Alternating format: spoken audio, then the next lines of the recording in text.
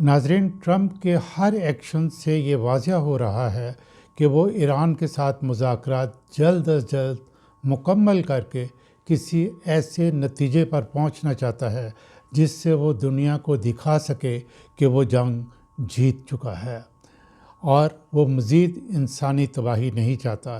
اسی لیے وہ ایران کو مختلف قسم کی مراعات دے رہا ہے، لیکن اس کی باڈی لینگویج، اس کے غیر سنجیدہ بیانات سے یہ کھل کر ساری دنیا دیکھ رہی ہے کہ امریکہ اپنے اہداف حاصل کرنے میں مکمل ناکام ہو چکا ہے۔ اس نے اس جنگ میں اتنا کچھ کھویا ہے جس کا نہ صرف ٹرمپ بلکہ دنیا کا کوئی شخص تصور بھی نہیں کر سکتا۔ اس کے اتحادی اسے چھوڑ چکے، خاص طور پر نیٹو ممالک میں کسی ملک نے بھی ٹرمپ کی پکار پر لبیک نہیں کہا۔ کینیڈا، برطانیہ کھل کر اس جنگ کی مخالفت کر رہے ہیں۔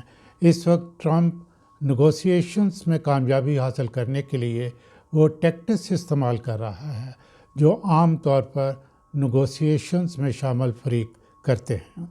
اس کا آخری ٹیکٹس ان جہازوں کو روکنا ہے جو آبنائے ہرمز سے ایران کی اجازت کے بعد گزرے ہیں۔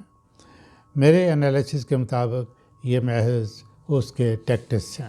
شاید امریکہ یہ سمجھنے سے قاصر ہے کہ ایرانی قوم کا جو کردار سامنے آیا ہے اس سے یہ پتہ چلتا ہے کہ امریکی ٹیکٹس کا ان پر کوئی اثر نہیں ہوگا۔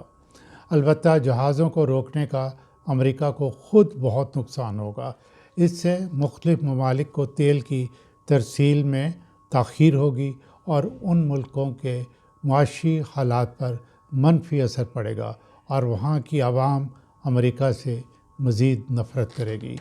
چین کی پارلیمنٹ نے بھی قرارداد منظور کر لی ہے کہ اگر کوئی ملک کوئی ایسا ایکشن کرے جس سے چین کے معاشی حالات متاثر ہوں تو چین ایکشن لے گا۔ ایکشن لینے کا کیا مطلب ہے یہ آپ خود سمجھ جائیں۔ بہرحال میری انڈرسٹینڈنگ کے مطابق مذاکرات کا اگلا دور جلد شروع ہوگا اور دوسرے سیشن میں، یعنی یہ دوسرا سیشن ہوگا، اس میں بیک تھرو توقع کی جا سکتی ہے۔ گو اس میں بہت اونچ نیچ ہوگی لیکن کچھ اہم ایشوز پر اتفاق ہو جائے گا۔ ایران امریکہ پر بد اعتمادی کا اظہار کرتا رہے گا۔